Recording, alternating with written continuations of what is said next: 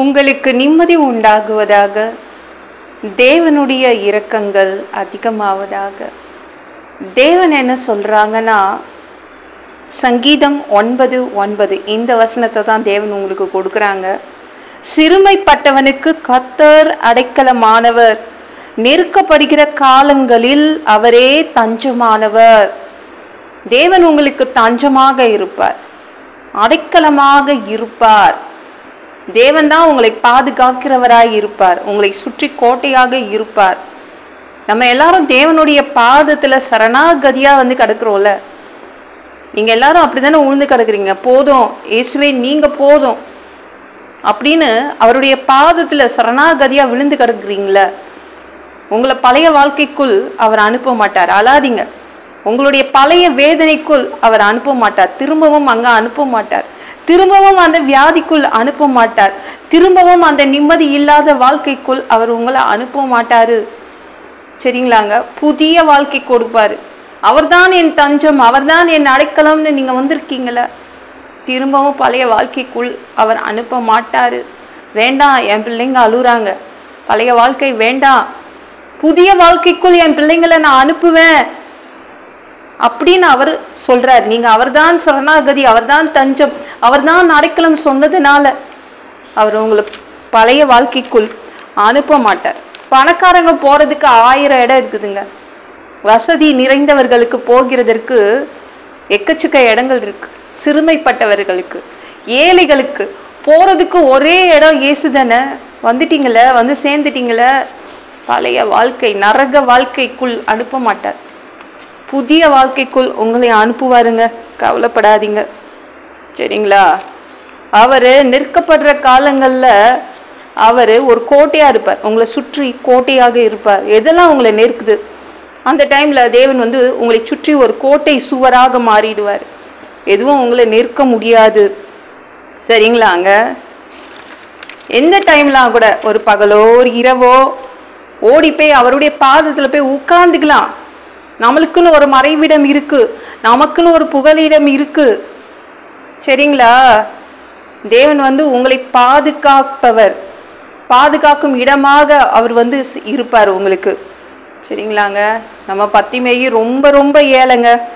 எரிகோ ரோட்ல தான் அவன் உட்கார்ந்துட்டு இருந்தான். அவனுக்குன்னு ஒரு வீடு கிடையாது, அவனுக்கு போறதுக்கு ஒரு சொந்தக்கார வீடு கிடையாது, அவனுக்கு போறதுக்கு ஒரு அம்மா அப்பா வீடு கிடையாது.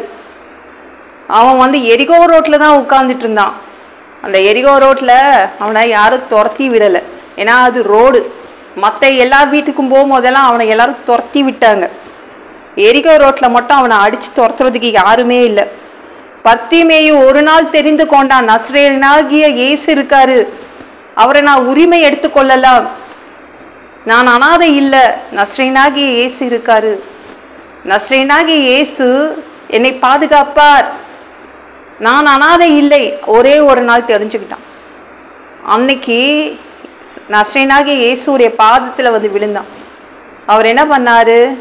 அவனை பாதுகாத்தார். 2 கண்கள் கொடுத்து அவனுடைய வாழ்க்கையை பாதுகாத்தார்.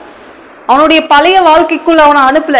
ஏய் பத்திமேயு, நீ போய் பிச்சை எடுக்கணும், நீ அங்கதான் அழுதுட்டு இருக்கணும், எரிகோ ரோட்ல உட்கார்ந்துதான் நீ அழணும், அங்கதான் உட்கார்ந்து பிச்சை எடுக்கணும், உன்னுடைய பழைய வாழ்க்கையை நான் மாற்ற மாட்டேன், உனக்கு கண்ணு கொடுக்க மாட்டேன் அப்படி சொல்லவே இல்லை. பழைய வாழ்க்கைக்குள் அவனை திருப்பி அனுப்பவே இல்லை இயேசு. அவன் அதுதான் ஆசைப்பட்டான். இயேசு கிட்ட போயிட்டேன்னா பழைய வாழ்க்கைக்குள் எனக்கு திருப்பி அனுப்ப மாட்டாரு, புதிய வாழ்க்கை கொடுப்பாரு. கொடுத்தாருங்க, கொடுத்தாரு. 2 கண்ணு கொடுத்தாரு, புதிய வாழ்க்கை கொடுத்தாரு.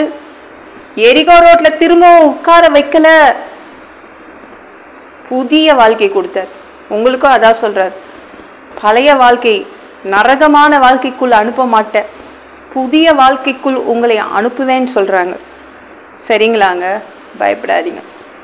இந்த இயேசு நான் உங்களுக்கு அடைக்கலம் தஞ்சம் அப்படின்னு வந்துட்டீங்களே, சரணாகதின்னு வந்துட்டீங்களே, பழைய வாழ்க்கைக்கு அனுப்ப மாட்டாருங்க. புத்தம் புதிய ஒரு வாழ்க்கை உங்களுக்காக இயேசு வச்சிருக்காரு. அவர்கிட்ட போயிடுங்க.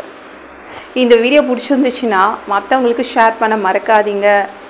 கர்த்தர் தாமே உங்களை ஆசீர்வதிப்பாராக. ஜெபம் பண்ணலாமா? அன்பு பிதாவே, உங்க பிள்ளைங்க உங்க பாதத்துல வந்திருக்காங்கப்பா. சாமி இரக்கம் செய்யுங்க, இறங்குங்க.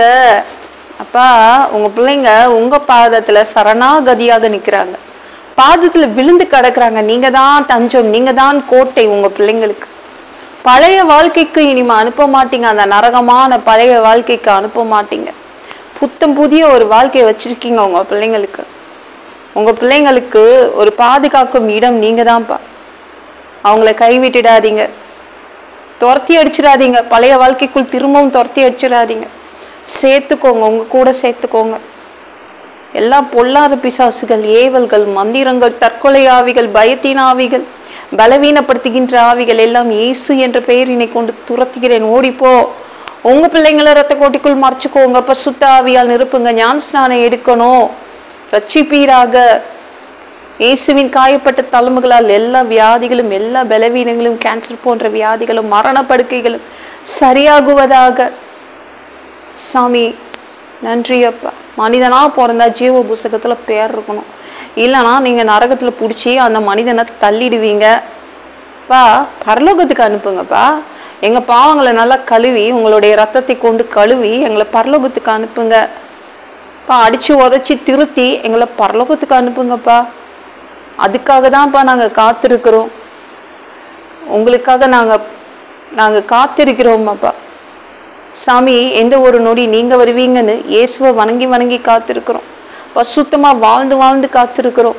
அந்த ஒரு நொடி உங்களுக்கு ஒப்பான ஒரு உடம்பு கொடுப்பீங்க, அதை பெற்றுக்கொண்டு ஏஞ்சல்ஸ் மாதிரி பறந்து மதியவானத்துல உங்களை வந்து சந்திக்க வருவோம். அந்த தருணத்தை நாங்க இழந்துடக்கூடாது.